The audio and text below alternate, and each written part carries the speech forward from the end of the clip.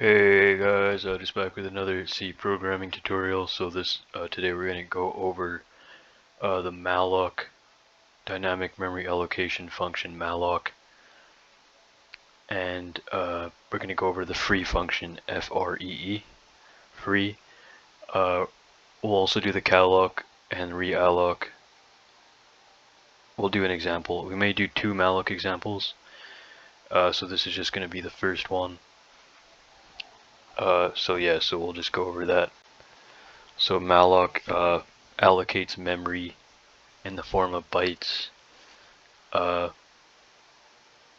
have to pass in the size, and it returns a pointer to the memory location. So it returns a void pointer. So here we'll have hashtag include stdio.h. So it's kind of confusing. When I first learned it, it was kind of confusing.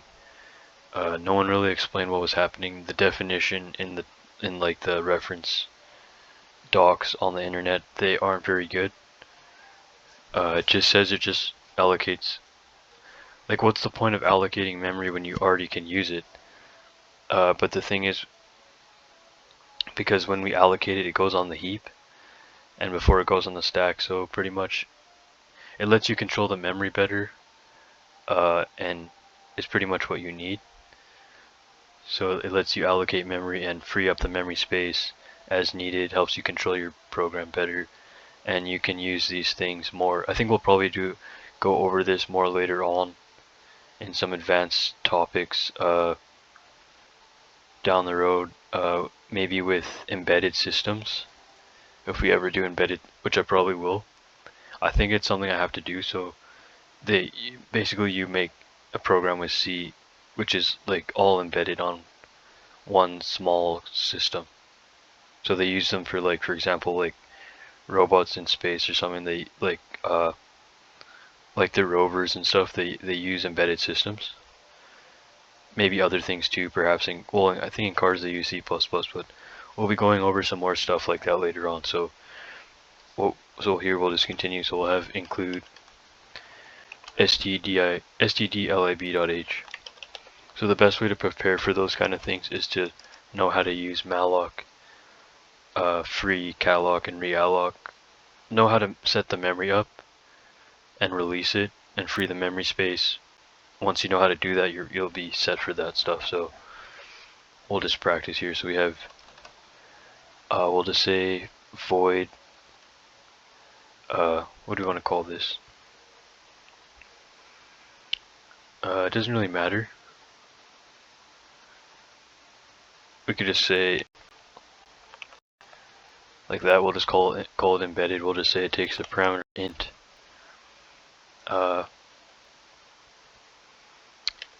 n.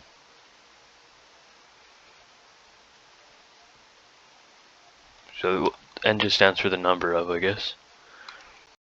So here we'll have an int I and a pointer p. So it's a pointer of type int. So here we'll say we're going to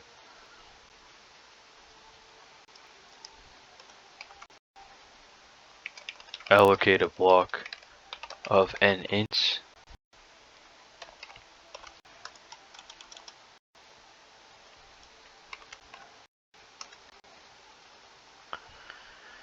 So we'll say p points to, you have to cast it to what type of pointer you want. So we'll say int pointer. We'll cast it to malloc, the function. I think that's an stdlib. So we're going to call the malloc function. We're casting it because we want it to know that it's an int, not a void. So then here we'll say, then we have to allocate how much space we want. So I think n is the number of elements that we want. So n is the number of ints that we want, or elements. So we'll say n times size of, cast it to an int, because we want the size of int, right? because that's what we need. We want the size of the int. We want to allocate for a size of an int, which is 4 bytes on a 64-bit system, I think. So we want 4 bytes. We're going to say, okay, well, we want this many ints, so we want, let's say we want 10. Therefore, we'll allocate 40 bytes to that block of memory. So then here we'll handle it, just in case, because malloc returns null if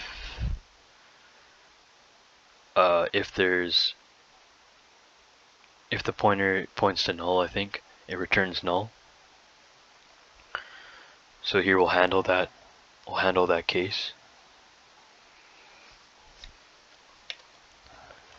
So we'll just check for errors basically.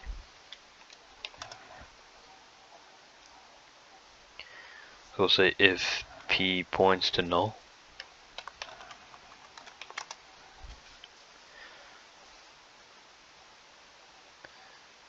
and we'll call the function perror.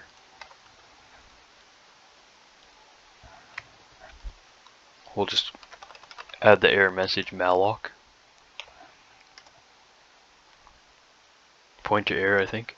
That's what it stands for. And then we'll say exit, we'll exit the code with the exit status of 0.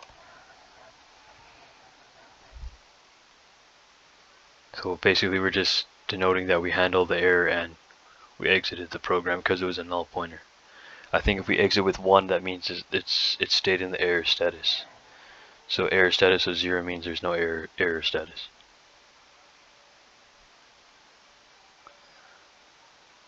So after we handle it, we'll say we're going to initialize the allocated block.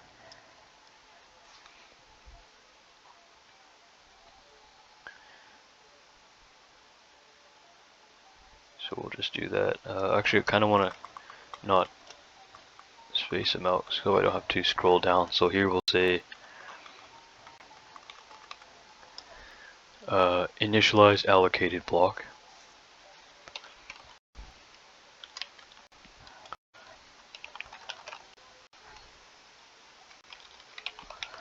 Block of memory. So we're going to initialize an allocated block of memory. So this example uses the pointer as an array, if we haven't done that before.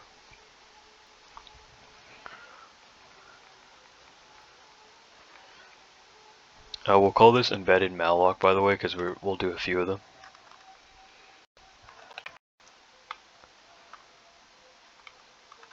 So here we have, so we'll initialize allocated block of memory, so we'll have a for loop here.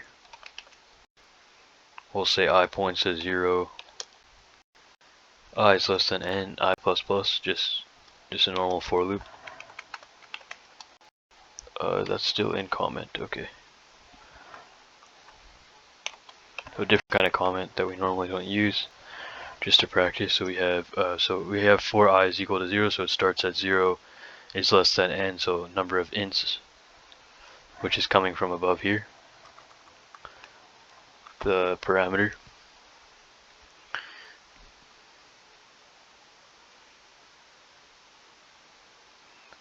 So okay, so I is, let's just say n is like 5, so I is 0, I is less than 5, so it'll iterate 5 times, I plus plus, and we'll say p of array index I because p is a pointer,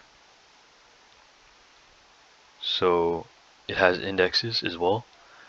So you can think of it like, I think we've done something like this before when we did some arithmetic, some like address arithmetic with pointers. So let's say our starting address is like OX1000. So if we actually, let's just say it's not OX because I don't want to confuse anyone. So let's just say it's 1000. So if ints are like 4 bytes each,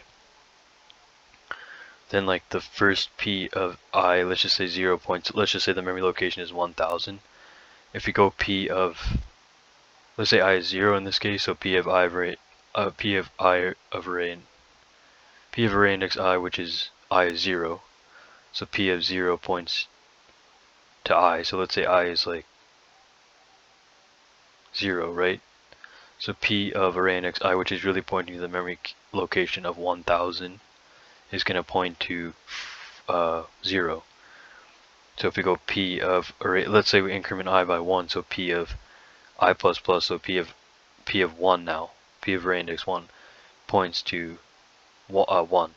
But in this case, P of array index 1 is memory address or memory location 1004, so it incremented by 4. So each time it increments by 4 bytes. So if we have 5, it'll go up to 4, 8, 12, 16, 20, so it'll go to 1020. So hopefully that makes sense. So that's just pretty much it. We don't really need these brackets here, but I'll just add them anyway. So we'll have P of array index I points to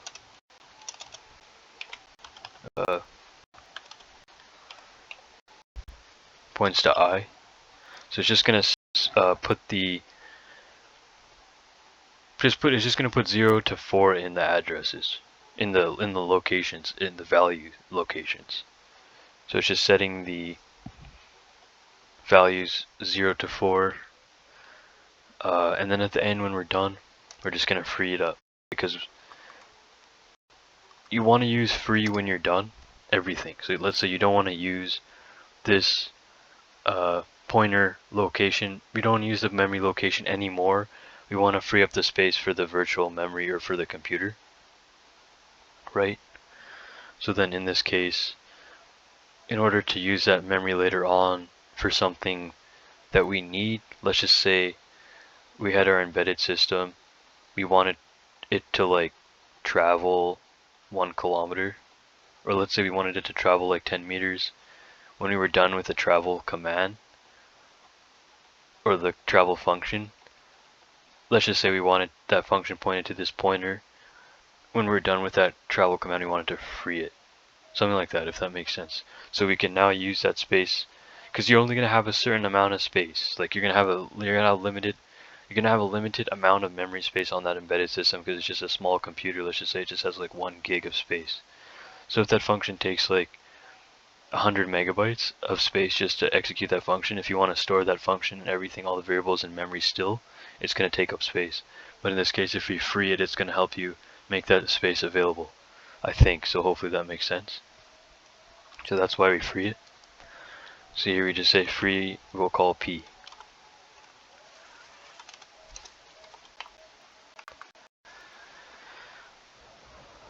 So we call free to, so free just pretty much just frees up the space. It sets all those memory locations, it just frees up the space. I'm not sure if it sets it to null, but we can maybe even check P after, so we can check if it set it to null. So we'll just say printf test. Oh, let's just say check for space null. Or say check for null space. Memory. Let's just see what it's set to after free. And that's pretty much it. So all we need to do is just call this function, pass in elements, and it should work. So we'll just prototype this. We'll prototype it above.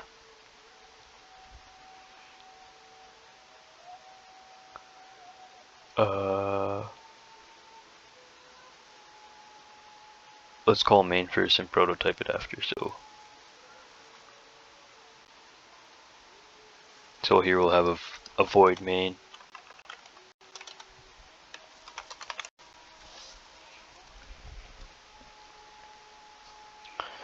So we'll just call embedded malloc, which it won't know what it is. So here we'll prototype it. I think it would know what it is if we called it below main.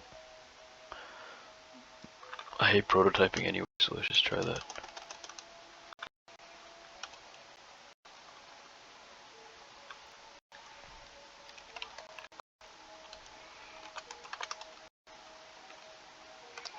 So we'll just call embedded malloc.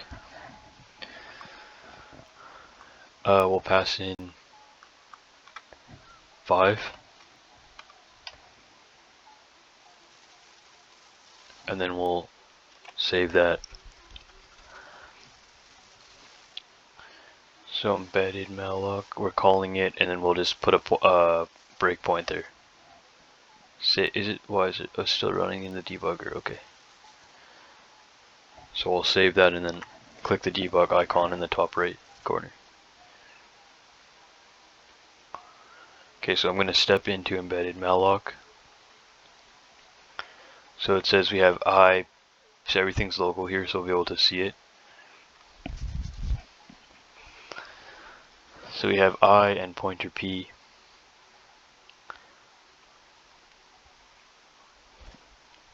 We have N as well.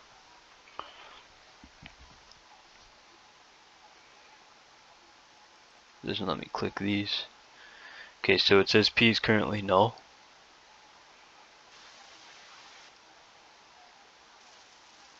Gonna delete that because that's okay, well, just ignore that RCD. It's from one of the last codes. I think the struct code, so we'll just ignore it. Okay, so here we can't expand these, so it's not giving us any information, any more information, so we can't get like the memory locations or anything else. So for now we'll say, so we'll skip over that. So those are just declared, so that's why P is null right now. So here we'll say P points to int pointers cast it to malloc, the function called malloc. So this is just casting it to know that, so that malloc knows that we want to cast it to an int pointer. So we're going to call malloc, which takes the size. So we're saying, okay, well, we want to allocate n, which is 5, times the size of. So sizeof just returns what an int is, so it should be 4 bytes, depending on your system. So most are 64. So 64. So we'll say 5 times 4. It should be 20. So we'll see what happens here. So we'll step over in this case, because I think, or else it'll take us into malloc.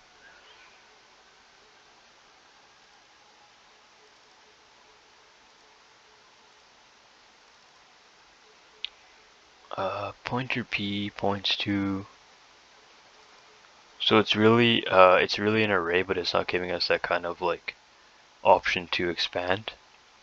If you would have said it's a P array, it probably would have let us expand. We're saying, okay, if P points to null, then handle the error, which it's not null. So P has address, OX, then some hex code, pointer value of P, pretty much a garbage value. So that was skipped because it wasn't null. This block was skipped. This code block was skipped because P didn't point to null, as you can see. P points to a memory location. So then here for I is equal to 0, so it's going to start at 0. I is less than 5i plus plus. So you've seen this before, hopefully. We've done lots of for loop examples. So we'll step in for the 0th iteration. So we'll say P of array index I, which is 0. So P of array index 0 points to I, which is 0. So remember, pointer's like an array. So we have, so a pointer can be thought of as an array. So we have P of array index 0 points to the value of I, which is 0. So P of array index 0 points to 0.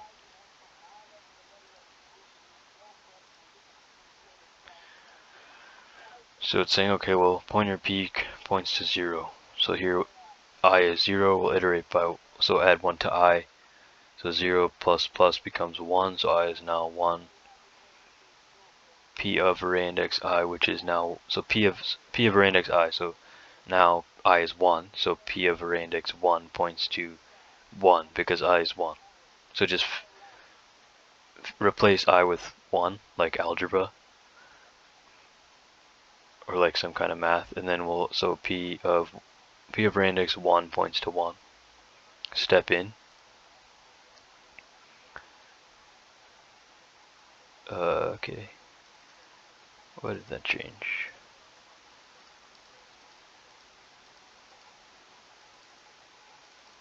It's kind of like a behind the scenes now.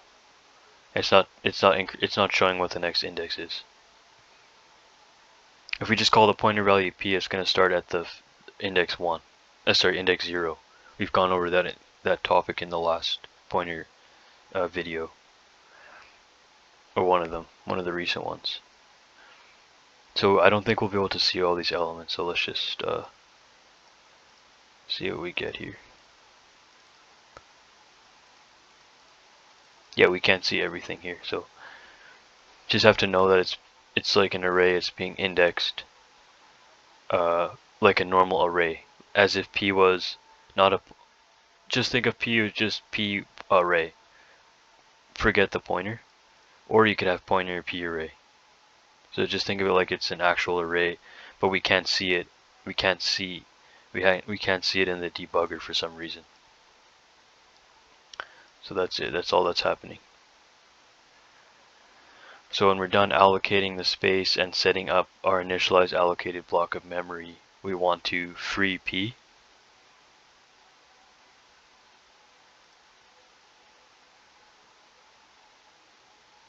So free P looks like after it was freed, it's not null, it's a garbage value again. So it looks like it's set it up back to garbage values. That's just the way it did it. Pretty much it's in a declared state. Think of it like that. Before, when we first started P, it was in a declared state.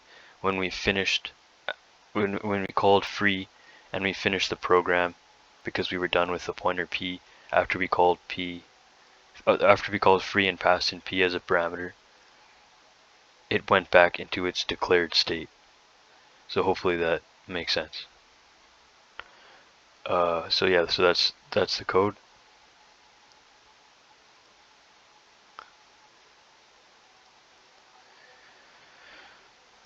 So yeah, I'm gonna conclude it conclude this code with that's all. So in the next video we'll go over the rest of the functions, I believe. So hopefully guys, you learned how to use malloc. Hopefully it makes more sense now. How to use free, why you use it, what's the point of it, and hopefully that helps. If you guys liked the video, you can like it and subscribe to the channel for more videos, and I'll see you guys next time. Thanks for watching.